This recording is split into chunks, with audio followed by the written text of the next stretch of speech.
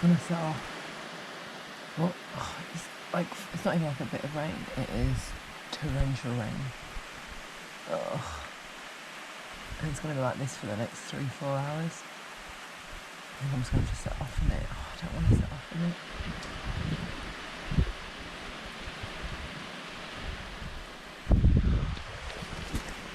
I've just set off and the rain has very kindly just eased off.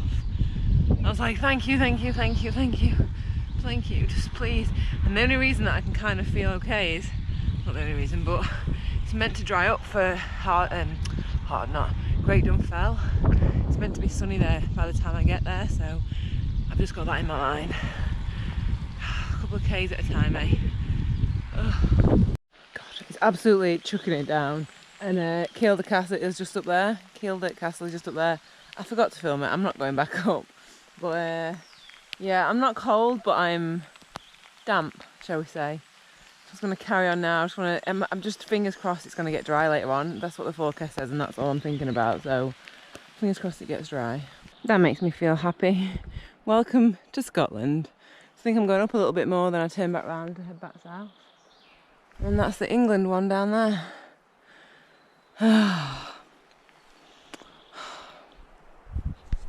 And the rain has stopped as well, and I'm like, thank you, weather gods. I do find myself talking to myself a lot more. Anyway, let's go. In a bit of a dark place, if I'm honest.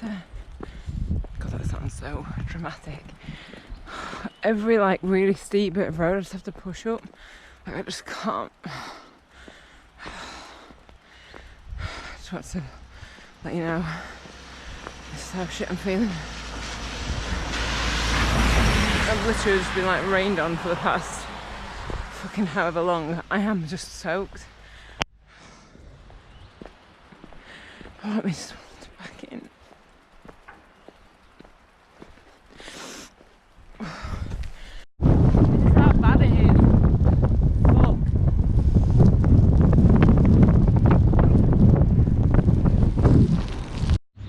The sun is kind of out now. I'm heading towards Great Dun Fell, and I ended up buying these gloves because my hands were so wet. I don't want to jinx it, but I feel okay now. I felt so low before. I just wanted to jack it in. There's so many times I'm like, what the hell am I doing? Why am I doing this? But I think I've learned that there's just so many ups and so many downs, and you just have to try and push through the downs. I'm not saying I feel like amazing now, but I definitely feel better. I think because of the weather. There's actually blue skies up there, so let's see how we get on. Great Dun Fell next, so the first kind of coat that I've had for probably since Mallorca.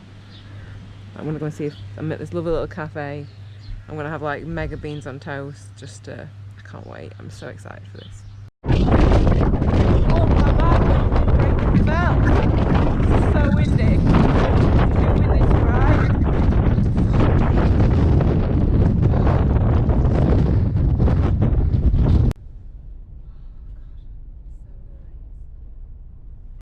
So I've just been editing the video, and from the last clip that you've just seen to the next one, it doesn't really make sense, so I kind of wanted to give you some context about what happened.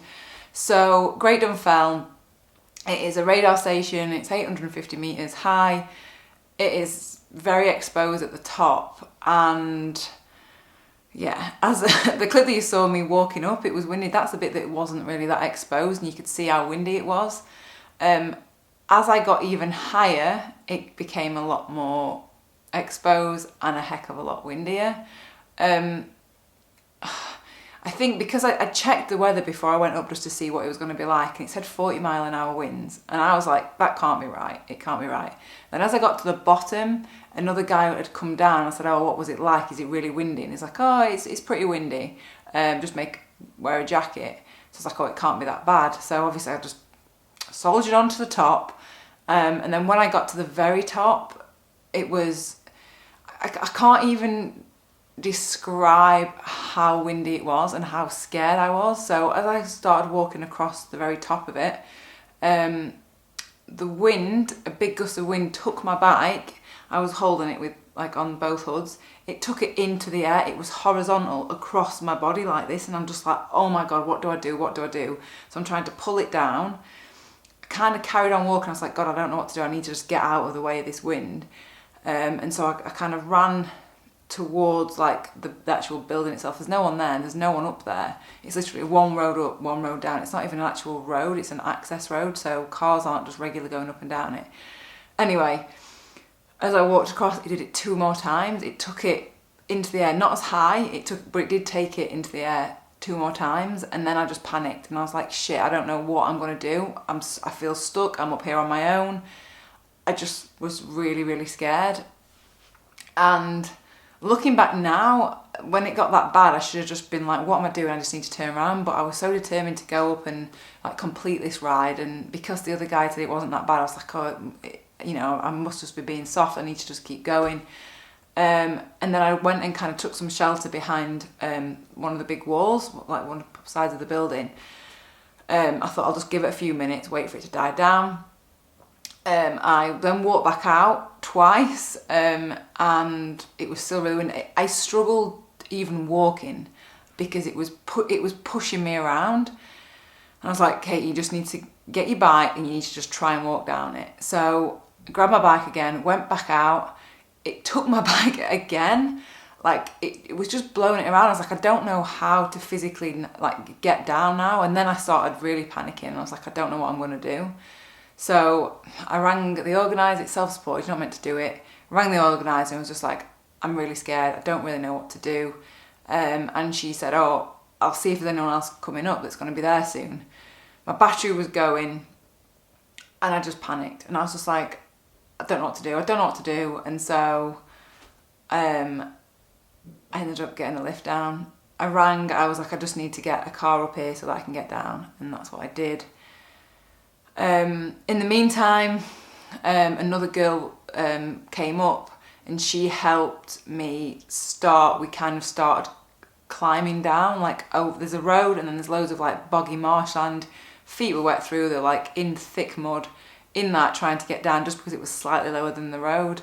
And then I ended up getting a lift down. So that is from that clip to this clip. And I can't really describe it other than I've never ever been that scared in a position with my bike before like that, and I just stupidly felt like, 'cause it was my fault, I went up there and I thought I could handle it, and it became too much for me. And yeah, let's go from that clip to the next clip.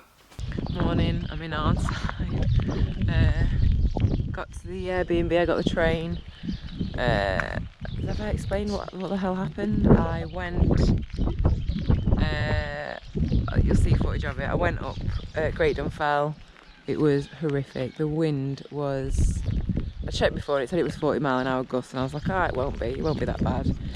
Got up there and my bike blew, like horizontal, holding onto it, was in the air, and I was just like, shit, it's gonna blow away.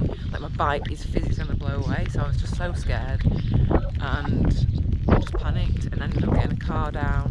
And luckily, Helena here, she came up after and was just there. Right, are you off? Yeah, I'm gonna go to the long distance, grab a couple of things, and then we're going to Good luck. You'll be amazing. I love this weather. I know, you'll be so good. See you later. That's Helena. So basically she came up after me. It's just coincidence that she's actually just riding through it now. Anyway, she came up after me and was just so good, and she's like, well, come on, we can get down. So we started walking, and then I ended up getting a car lift the way down, because I was just like, I can't tell you how scared I was. I completely just panicked.